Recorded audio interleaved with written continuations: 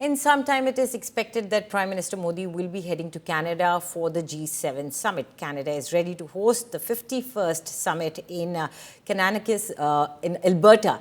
Prime Minister Modi will be attending the summit with other global powers. This is the first international summit of Prime Minister Modi after the success of Operation Sindoor. US President Donald Trump, French President Emmanuel Macron and UK Prime Minister Keir Starmer have already reached Canada. Prime Minister Modi will depart from Cyprus to Canada at around 4:40 in the evening. There is a possibility that Prime Minister Modi will have multiple bilateral meetings, including one with the President of United States of America.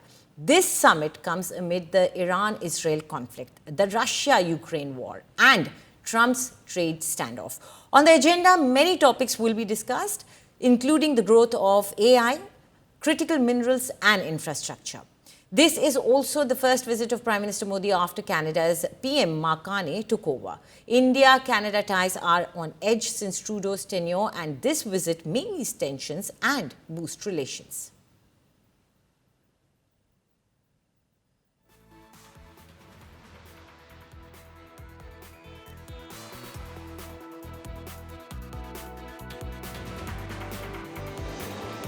And my colleague Gaurav Sawant is in Canada, where he's tracking Prime Minister Modi's G7 visit. He spoke with Indian diaspora over there. The tricolour and of course the Prime Minister's image and the Indian community with the tricolour high in Calgary. This is perhaps the most beautiful part of Canada, and this is where the Prime Minister is coming. With me are people who are engaged in the oil business here, the IT business, students, and of course, political leaders. But let's begin by talking to the Indian community and asking them, tell me, what's the Prime Minister's visit likely to bring here? So I think this is really good news, and we are very excited that Prime Minister is coming here. First of all, it's going to be definitely help building the relationship between these two countries, which seems like broken for quite long. And we welcome this Ms. Carney's offer to Prime Minister, and we are very excited. And we're hoping that the economic development of India, the way it's going, and the Canada by merging or partnering with them is going to bring a lot of good news for Canadians as well. G7.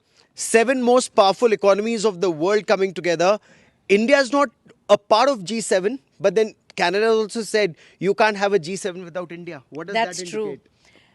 It indicates the power which India is emerging to be. Being a developing country, it has definitely left its mark on the entire world stage. And Modi is a born leader, and he's already proved his mettle again and again, year after year, term after term. So, yeah, it would not be a complete G7 without Modi ji. The Prime Minister, of course, was in Canada in 2015. That's when India and Canada became strategic partners. But is that relationship likely to be taken to the next level? How do you see this? It really required to take it to the next level. The one thing that what I see is that India is bringing innovation to the world, and Canada does require that innovation. Those students that coming to the India, the industry that development Canada required, India is definitely a country that can support Canada, and this relationship can take India and Canada both to the next level for sure. Is that also your appreciation? Yes, I completely echo what he just said, that India is becoming a power in this 21st century. Nobody can basically ignore India. So this is a historical moment for both Canada and India for bilateral relationship. Whatever mistakes they have made in the previous regime has made in a strategic way, this is the time to correct it. And we thank you, PM Carney, for correcting that mistake.